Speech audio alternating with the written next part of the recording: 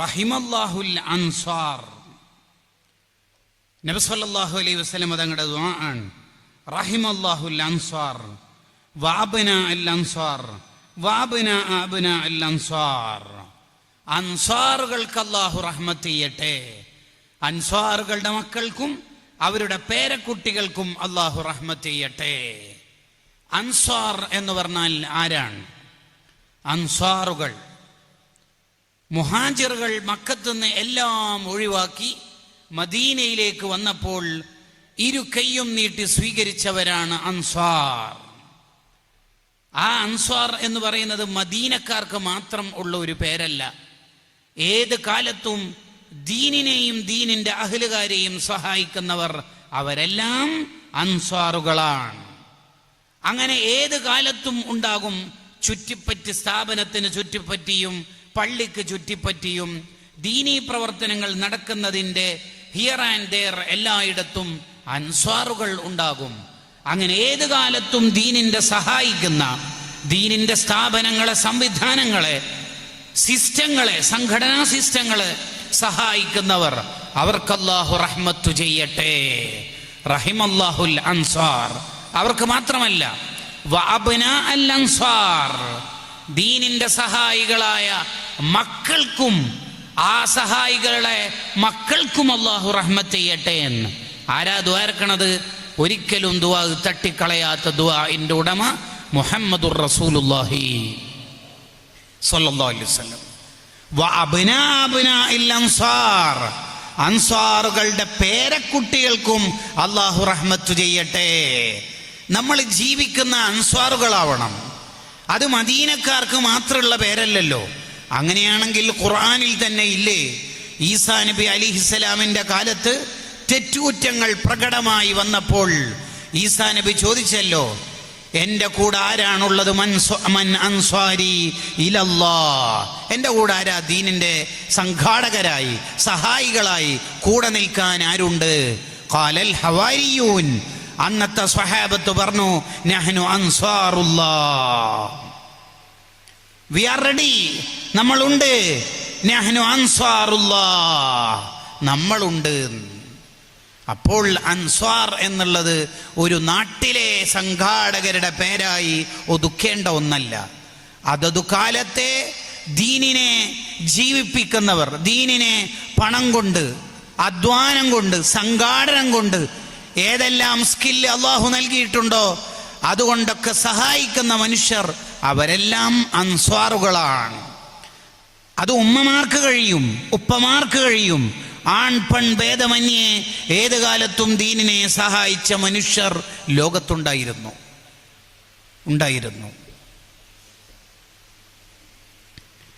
മഹാനായ സയ്യിദുന അബൂബക്കർ സിദ്ദീഖ് റളിയല്ലാഹു അൻഹു ദീനിനെ സഹായിച്ച ഒന്നാമത്തെ ആളാണ്. അവരുടെ മകൾ അസ്മാ ബീവി റളിയല്ലാഹു അൻഹ പ്രസവത്തിന് വേണ്ടി വെച്ച പണം ഉപ്പനോട് പറഞ്ഞല്ലോ, മസ്ജിദുൻ നബവിയുടെ നിർമ്മാണ ഘട്ടത്തിൽ അതെടുത്തോളി, എൻ്റെ കാര്യം നമുക്ക് എന്തെങ്കിലും ചെയ്യാം. അശ്രിക്കിനി ഫി സവാബ്, ആ പള്ളി നിർമ്മാണത്തിലെ കൂലിയിൽ എന്നെ കൂടി പങ്കാളിയാക്കൂ. കണ്ടോ? അപ്പൊ നമ്മളൊക്കെ അൻസ്വാറുകളാവണം. എങ്കിൽ കാലം റഹ്മത്തിന്റെ 10 ആണെങ്കിലും അല്ലെങ്കിലും അള്ളാന്റെ റഹ്മത്ത് കിട്ടിക്കൊണ്ടിരിക്കും. എങ്ങനെയാണ് നമുക്ക് അൻസ്വാറുകളാവാൻ പറ്റുക? അതതു കാലത്തെ പള്ളിക്ക്, മദ്രസക്ക്, സംഘടനാ സംവിധാനങ്ങൾക്ക്, ദീനീ കാര്യങ്ങൾക്ക് നമ്മളെ കൊണ്ടാവും വിധത്തിൽ സഹായിക്കാൻ പറ്റണം. ചിലപ്പോൾ നമ്മുടെ തടി കൊണ്ടായിരിക്കും, ചിലപ്പോൾ നമ്മുടെ പണം കൊണ്ടായിരിക്കും, ചിലപ്പോൾ നമ്മുടെ ആലോചന കൊണ്ടായിരിക്കും, ചിലപ്പോൾ സംഘാടന മികവ് കൊണ്ടായിരിക്കും, ഒരു വോയിസ് അയച്ചിട്ടായിരിക്കും. 4 പിള്ളേർ അങ്ങോട്ടേക്ക് വരുന്നുണ്ട്, നിങ്ങൾ കാര്യമായിട്ട് എന്തെങ്കിലും കൊടുത്താൽ നന്നാവും. കണ്ടോ? ഒരു വോയിസ് കൊണ്ടായിരിക്കും, തൻ്റെ സ്വാധീനം കൊണ്ടായിരിക്കും. അങ്ങനെ കഴിയും വിധത്തിൽ അൻസാറുകളാവണം നമ്മൾ. അങ്ങനെ ആയാൽ റഹിമല്ലാഹുൽ അൻസാർ, അവർക്ക് അല്ലാഹു റഹ്മത്ത് ചെയ്യട്ടെ എന്ന് ആരാ ദുആർക്കുന്നേ? മുഹമ്മദുർ റസൂലുള്ളാഹി സ്വല്ലല്ലാഹു അലൈഹി വസല്ലം. റസൂലുള്ളാഹിന്റെ ദുആഇന്റെ പവർ അത്രേ. നബിയെ മഴയില്ലല്ലോ, നബിയെ മഴയില്ല. അന്നേരം മിമ്പറിലുള്ള നബി സല്ലല്ലാഹു അലൈഹി വസല്ലം തങ്ങൾ ദുആയിരുന്നു, ചാറ പറ മഴ പെയ്തു. പിറ്റേത്തെ ആഴ്ച അതേ സഹാബിയോ അല്ലെങ്കിൽ വേറൊരു സ്വഹാബിയോ വന്നിട്ട് പറഞ്ഞു മദിനബിയെ മഴ മദീൻ, അള്ളാഹ് മതിയല്ലോ എന്ന് പറഞ്ഞപ്പോൾ ഈ നാട്ടിൽ നിന്ന് മഴ മതിയാക്കി. ഇതാണ് തങ്ങളുടെ ദുആഇന് സ്പോട്ട് ഉത്തരം. അബൂ ഹുറൈറ റളിയല്ലാഹു അൻഹു പറഞ്ഞല്ലോ, നബിയെ എനിക്കൊരു റിക്വസ്റ്റ്. എന്താ മോനെ? എൻ്റെ ഉമ്മ തങ്ങളെ നന്നായിട്ട് തെറി പറയും. ഒന്ന് എൻ്റെ ഉമ്മാക്ക് ഹിദായത്തിന് വേണ്ടി തങ്ങൾ ദ്വാരക്കോന്ന്. ഓ ദ്വാരക്കാലോ. അല്ലാഹുമ്മ ഹ്ദി ഉമ്മ അബി ഹുറൈറ, അബൂ ഹുറൈറൻ്റെ ഉമ്മാക്ക് നീ ഹിദായത്ത് കൊടുക്കണേ അല്ലാഹ്. അബൂ ഹുറൈറങ്ങക്ക് ഉറപ്പായി എൻ്റെ ഉമ്മ ഒരു കാലത്ത് ഇസ്ലാമൊക്കെ വരും എന്ന്. അങ്ങനെ പതിവ് പോലെ വീട്ടിലേക്ക് അന്ന് തിരിച്ചുപോയി. പോയപ്പോൾ അനിതര സാധാരണമായി വീടിൻ്റെ വാതിലൊക്കെ ക്ലോസ്ഡ് ആണ്. വീട്ടിൻ്റെ ഉള്ളിൽ നിന്നാണെങ്കിൽ വെള്ളത്തിൻ്റെ കളകളാരവ ശബ്ദങ്ങൾ കേൾക്കുന്നുണ്ട്. ഉമ്മാനെ വിളിച്ചിട്ടാണെങ്കിൽ മഹ്ലയ്യ അബാ ഹുറൈറ, stop there, just wait there, അവിടെ വെയിറ്റ് ചെയ്യൂ. അങ്ങനെ കുറച്ച് കഴിയുമ്പോൾ ഉമ്മ ഒന്ന് കുളിച്ച് ഫ്രഷ് ആയിട്ട് അടിപൊളി ഡ്രസ്സൊക്കെ ഇട്ടിട്ട് പുറത്തേക്ക് വന്നിട്ടുണ്ട്. അതെന്തേ? ഉമ്മ ഇസ്ലാം സ്വീകരിച്ചു. ബി ബർക്കത്തി ദുആ നബി, ദുആ ചെയ്തു തരാവോ? എന്തേ? എനിക്കും എൻ്റെ ഉമ്മാക്കും വേണ്ടിയാണ് ആ ദുആ. എന്താണ് ദുആ ഇറക്കേണ്ടത്? എല്ലാ മോമിനീങ്ങൾക്കും അബൂ ഹുറൈറ തങ്ങളോടും അഥവാ എന്നോടും എൻ്റെ ഉമ്മാനോടും മഹബത്ത് കൊടുക്കണേന്ന്, അതൊന്ന് ദ്വാരക്കണേന്ന് അവൻ ദ്വാരന്ന് കൊടുത്തു. അതുകൊണ്ടാണ് ലോകത്തെ എല്ലാ മോമിനീങ്ങൾക്കും അവരോട് അള്ളാഹു ഇഷ്ടം കൊടുത്തിരിക്കുന്നു. മോമിനീങ്ങൾക്ക് കേട്ടോ. പണ്ട് ചേകന്നൂർ മൗലവി പറഞ്ഞിരുന്നു, അബൂ ഹുറൈറൻ്റെ ഖബറെങ്ങാനും കിട്ടിയില്ലെങ്കിൽ എല്ലായിടത്തിട്ട് ഞാൻ എല്ലായിടത്തും ഞാൻ പൊടിക്കുമായിരുന്നു. എന്നിട്ടിപ്പോൾ എന്താ സംഭവിച്ചതെന്ന് നമുക്കറിയാലോ.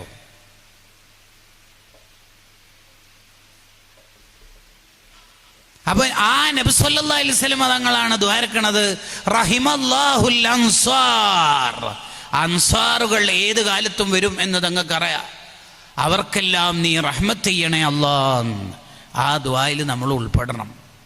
എന്തേലും ഒരു കലക്ഷൻ കേൾക്കുമ്പോൾ, ഒരു ചാലഞ്ച് കേൾക്കുമ്പോൾ, പിരിവ് അറിയുമ്പോൾ നമ്മളെ കൊണ്ട് കഴിയുന്നത് നമ്മൾ ചെയ്യണം. ഈ പരിസരത്ത് ഇന്നലെ മിനിനാണെങ്ങാനും നമ്മുടെ ചെറിയ മക്കളുടെ ഒരു ഇഫ്താർ SSF സംഘടിപ്പിക്കാറുണ്ട്. അതിൻ്റെ ജില്ലാ ഉദ്ഘാടനം നടന്നു. ഞാൻ അതിൻ്റെ വീഡിയോ കണ്ടപ്പോൾ ഇങ്ങനെ ചിന്തിക്കുകയാണ്. ഓരോ ഇഫ്താറിൻ്റെ ഘട്ടത്തിലും ഉമ്മമാർ നോമ്പെടുത്തിട്ട് ഇങ്ങനെ ചീരണി കൊടുത്തേക്കാണ്, സ്നാക്സുകൾ കൊടുത്തേക്കുകയാണ്. അവരാണ് ഒന്നാമത്തെ അൻസാറുകൾ. ഈ ഉമ്മത്തിൻ്റെ കാവലാളുകളായ ആലിമീങ്ങൾക്കും സംഘാടകർക്കും ഭക്ഷണം കൊടുക്കുന്നിടത്ത് ഒന്നാം റാങ്കുകാരാണ് നമ്മുടെ ഉമ്മമാർ. അവരാണ് ഒന്നാമത്തെ അൻസാറുകൾ. വിരുന്നൂട്ടുന്നവർ. അതാണ് നമ്മളൊക്കെ ആവേണ്ടത്. അങ്ങനെ ആയാലുള്ള മെച്ചം എന്താ? ഹുബ്ബുൽ അൻസാരി മിനൽ ഈമാൻ. അതന്നെ മെച്ചം. എന്താ അതിൻ്റെ അർത്ഥം? മദീനയിലെ അൻസാറുകളായ സ്വഹാബത്തിനെ മഹബത്ത് വെക്കൽ ഈമാനിൻ്റെ ഭാഗമാണ്. ഹദീസിലുണ്ട് ഹുബ്ബുൽ അൻസാരി മിനൽ ഈമാൻ. അതുകൊണ്ടാ ഒരിക്കലും മദീനക്കാരെ കുറ്റം പറയരുത് എന്ന് പറയണത്. മദീനൻ്റെ മണ്ണിനെ കുറ്റം പറയരുത്, മദീനൻ്റെ കാലാവസ്ഥയെ കുറ്റം പറയരുത്.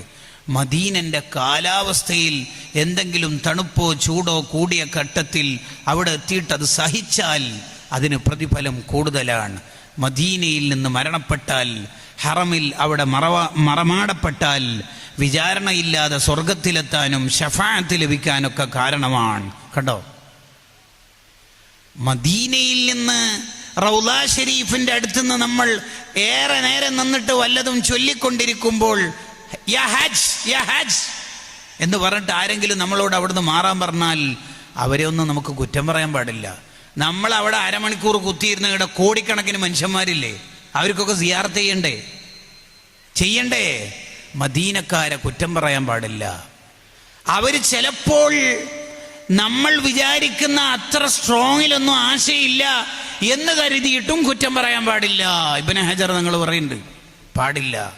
അവർ സുഖാനു റസൂലുള്ളാഹി സ്വല്ലല്ലാഹു അലൈഹി വസല്ലം, റസൂലുള്ളാഹിന്റെ താമസക്കാരാ അവർ റസൂലുള്ളാഹിന്റെ നാട്ടുകാരാണ്. അവരോട് വലിയ മര്യാദ കാണിക്കണം. മദീന എന്തെങ്കിലും നാടകം കളിക്കാനുള്ള നാടല്ല. മദീനയിലെത്തിയാൽ നമ്മൾ ഉള്ളിൻ്റെ ഉള്ളിൽ നാണക്കേടാണ് വേണ്ടത്. ഷാറാനിമാ പറഞ്ഞല്ലോ, നാണക്കേടാണ് വേണ്ടത്. ഞാൻ ഈ മദീനയിൽ നിൽക്കാൻ അർഹനല്ലല്ലോ അല്ലാ എന്ന നാണക്കേടാണ് നമുക്കുണ്ടാവേണ്ടത്. അല്ലാതെ ഞാൻ മദീനയിലെത്തിയെന്ന് നാട്ടുകാരെ മുഴുവൻ അറിയിക്കുകയല്ല വേണ്ടത്.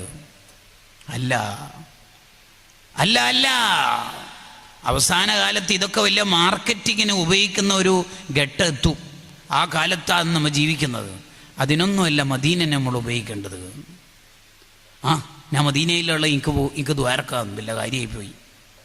അങ്ങനെ വോയിസ് അയക്കേണ്ടത് അങ്ങനെ മദീന സിയാറത്ത് ആരെങ്കിലും കാണിക്കാനുള്ളതാണോ? അല്ലല്ലോ.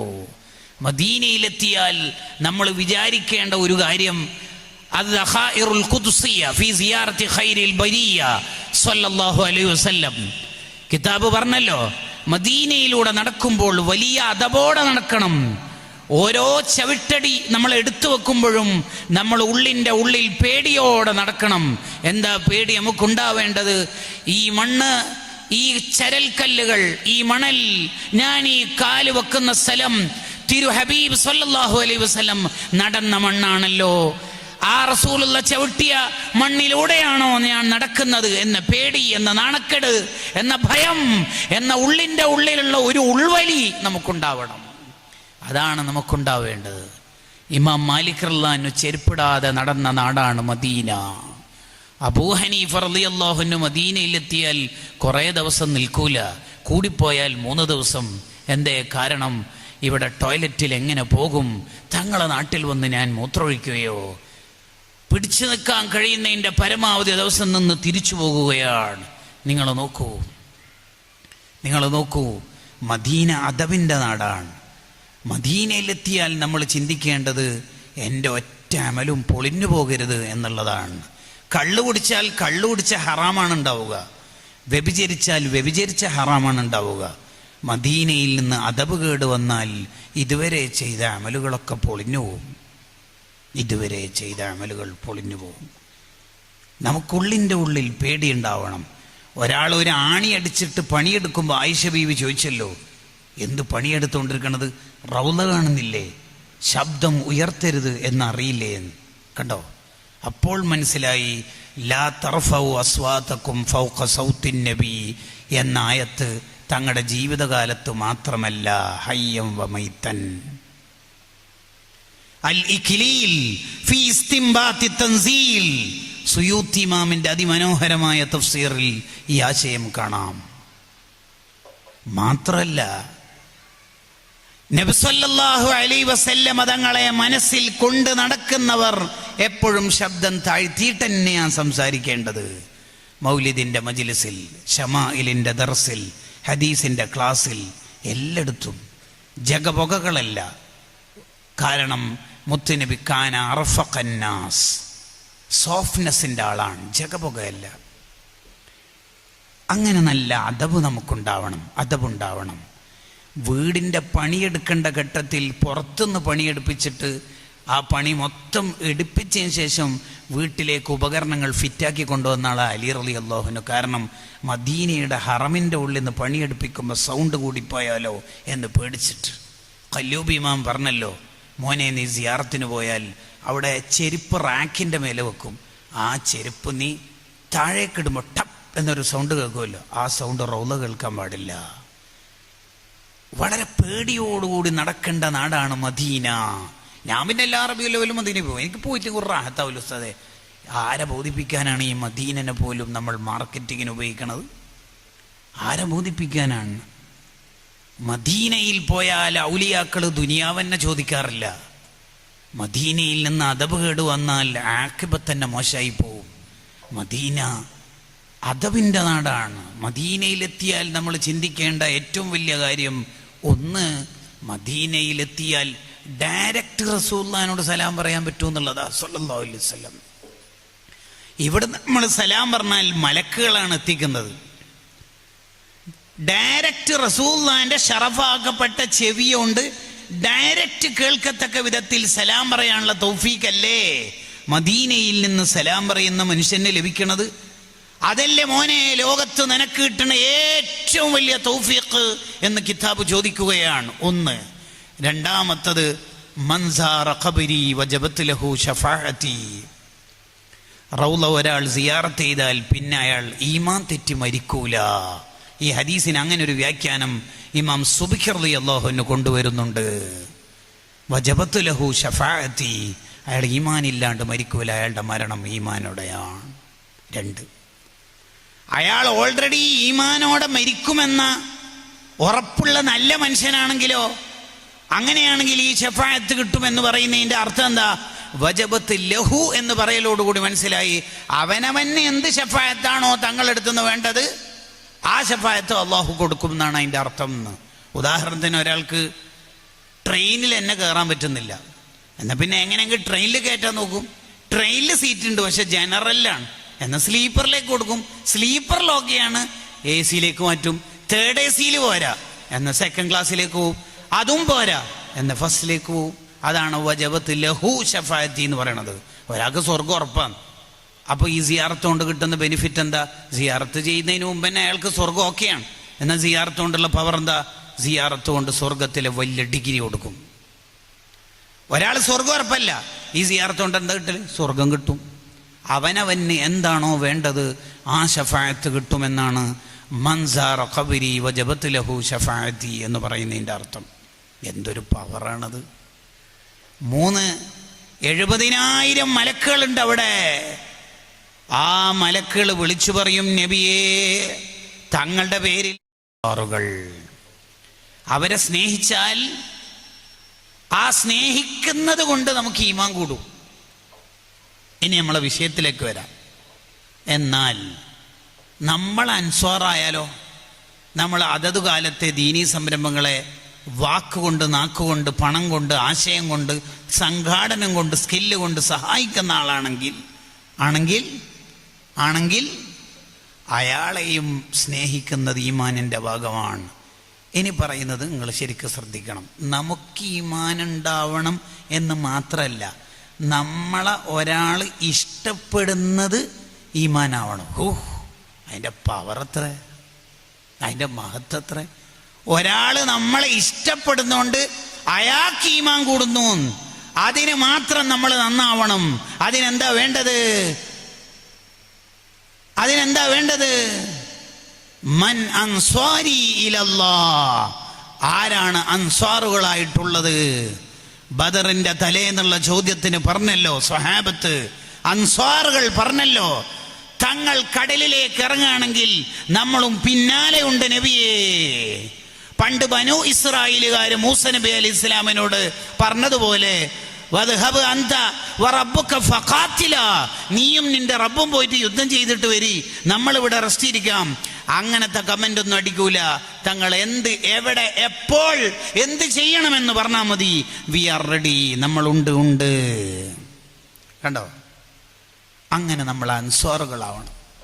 വാട്സപ്പ് ഗ്രൂപ്പിലും നിന്ന് കമ്മിറ്റീൻ്റെ പുറത്തും നിന്നിട്ട് കുറെ കമൻ്റ് അടിക്കലൊക്കെ നിർത്തിയിട്ട് ജഡ്ജസ് പ്ലീസ് നോട്ടിൻ്റെ ജഡ്ജസിൻ്റെ കസേരയിൽ നിന്നൊക്കെ എണീറ്റിട്ട് പണിയെടുക്കണം. ഏത് കാലത്തും ഏത് നാട്ടിലും ഉണ്ടാവും കമൻറ്റ് ബോക്സിൽ ഇഷ്ടംപോലെ ആൾ. അത് ശരിയില്ല. ഈ പ്രാവശ്യത്തെ ഉറൂസ് പരിപാടിയോട് എനിക്കത്ര യോജിപ്പില്ല. ആ പരിപാടിയൊക്കെ നിർത്തിയിട്ട് ബാർക്കിംഗ് ഡോഗ് സെൽഡം ബൈറ്റ് എന്നാ പറയൽ. കുരക്കും പട്ടി കടിക്കില്ല എന്നാണ് അതിൻ്റെ മലയാളം. ആ കുരക്കലൊക്കെ നിർത്തിയിട്ട് നമ്മൾ പണിയെടുക്കണം. അഭിപ്രായങ്ങളൊക്കെ തലിക്കാല അവിടെ നിർത്തി വെക്കുക, പണിയെടുക്കണം. നമ്മൾ ആലോചിച്ച് നോക്കിയേ, നമ്മൾ ഈ ലോകത്ത് എത്ര പള്ളിയിൽ നിന്ന് നിസ്കരിച്ചു, എത്രയോ വഴിയോരങ്ങളിലുള്ള പള്ളിയിൽ കയറി നിസ്കരിച്ചില്ലേ? ഈ പള്ളിയൊക്കെ കമ്മിറ്റിക്കാരുടെ അണ്ടറിലല്ലേ? അതെ, ആ കമ്മിറ്റിക്കാരല്ലേ അവിടുത്തെ ഉസ്താദ്മാർക്ക് സാലറി കൊടുക്കുന്നത്. ആ ഹൗള്, ആ മറ്റു മൂത്രപ്പുര എല്ലാം മര്യാദയ്ക്ക് കൊണ്ടു നടക്കുന്നത്. അവർക്ക് അത് വല്ല നിർബന്ധമായിട്ടാ? അത് നോക്കിയിട്ടില്ല എന്ന് വിചാരിച്ചിട്ട് എന്തെങ്കിലും പ്രശ്നമുണ്ടോ? ഈ കമ്മിറ്റിക്കാരെ കുറ്റം പറയൽ തന്നെ ഒരു വലിയ രോഗമാണ്. സംഭവം എളുപ്പമാണ്. സംഭവം നമ്മൾ ആ പണി ചെയ്ത് നോക്കണം. നമുക്ക് കഴിയോ ഈ പരിപാടിയൊക്കെ നിർവഹിക്കാൻ? ഒറ്റക്ക് നടക്കുമോ? കഴിയോ? ഈ കമൻറ്റ് ബോക്സിൽ നിന്ന് മാറിയിട്ട്, ജഡ്ജസിൻ്റെ കസേരയിൽ നിന്ന് മാറിയിട്ട് പണിയെടുക്കണം. അൻസ്വാറുകളായി മാറണം. അൻസ്വാറുകൾ. ഇനി ഏതെങ്കിലും ഒരു മഹാനായ ഉസ്താദ്, ഒരു പണ്ഡിതൻ അവരുടെ ദഅവത്തിന്റെ വഴിയിൽ വ്യത്യസ്തങ്ങളായ പദ്ധതികൾ നടത്തുമ്പോൾ പിന്നെയും കമൻറ്റുമായിട്ട് നമ്മൾ വരാൻ പാടില്ല. ഉദാഹരണം പറഞ്ഞാൽ, പണക്കാരെ മാത്രം വിളിച്ചിട്ട് ഒരു എക്സലൻസി മീറ്റ് സംഘടിപ്പിച്ചു എന്ന് വിചാരിക്കുക. അപ്പം ചില ആൾ പിന്നെയും തുടങ്ങും കമൻറ്റ്, ഇന്ന ശർറത്വാമി യുദ്ധൽ അവനിയ ഇദൂനൽ ഫുഖറാ. ഭയങ്കരാണോ പര്? എന്താ പറഞ്ഞത്? പണക്കാരെ മാത്രം വിളിച്ച് നടത്തുന്ന പരിപാടി വളരെ മോശമാണെന്ന് ഹദീസിലുണ്ട്. ഇമാം ഷെഹറാനി റളിയല്ലാഹു അൻഹു പറയുന്നുണ്ട് തൻ്റെ ഹാദിൽ ഹായിരീൻ ഇലാ റുസൂമി അഖ്ലാഖിൽ ആരിഫീൻ എന്ന കിതാബിൽ. എന്തു പറയുന്നുണ്ട്? വലിയ വലിയ കിബാറ ഉലമാ, സൂഫിയാക്കൾ, ആലിമീങ്ങൾ അതതു കാലത്തെ ഹിക്മത്ത് പ്രകാരം ദഅവത്ത് നടത്തുമ്പോൾ നിന്റെ കുഞ്ഞു ബുദ്ധിയിലുള്ള യുക്തി കൊണ്ട് ആ ദഅവത്തിനെ അളക്കാൻ നിൽക്കരുത്. അവർക്കറിയാം ആരെ എങ്ങനെ എവിടെ എങ്ങനെ സംഘടിപ്പിക്കണം എന്ന്. മൻ ദഖല ദാറ അബി സുഫിയാൻ ഫഹുവ ആമിനുൻ എന്ന മക്കം ഫതഹിൻ്റെ സെറിമണിയുടെ സ്വാഗത പ്രഭാഷണത്തിൽ നബി തങ്ങൾ അബൂ സുഫിയാനെ പ്രത്യേകം മെൻഷൻ ചെയ്തത് അങ്ങനെ മെൻഷൻ ചെയ്തുകൊണ്ട് ഉപകാരമുണ്ട് എന്നതുകൊണ്ടാണ്. അത് ഉപകാരമുണ്ട് എന്നതുകൊണ്ടാണ്. അപ്പോൾ നമ്മുടെ ഉലമായിനറിയാം ദഅവത്തിൻ്റെ ടൂൾ എങ്ങനെ ഉപയോഗിക്കണം എന്ന്. പണക്കാരെ മാത്രം വിളിച്ച് ഒരു പ്രോഗ്രാം നടത്തുന്നതിന് അവർക്ക് വല്ലാത്ത ഹിക്മത്ത് ഉണ്ടാവും. അത് നിന്റെ കുഞ്ഞു ബുദ്ധിയിൽ ട്രോളാൻ നിൽക്കരുത് എന്ന് ഷെഹറാനി ഇമാം 1600 കൊല്ലം മുമ്പ് എഴുതി വെക്കുന്നുണ്ട്. അതാണ് ഞാൻ പറഞ്ഞത്, നമ്മൾ അൻസ്വാറുകളാവണം. എല്ലാ ദീനീ പ്രവർത്തനത്തിനും കട്ടക്ക് കട്ട സപ്പോർട്ട് ചെയ്യേ വേണ്ടത്. മാറി നിന്നുകൊണ്ട് നമുക്ക് എന്താ ഉപകാരം? മാറി നിന്നുകൊണ്ട് ഉപകാരമില്ല. നമ്മൾ അൻസ്വാറാണ്.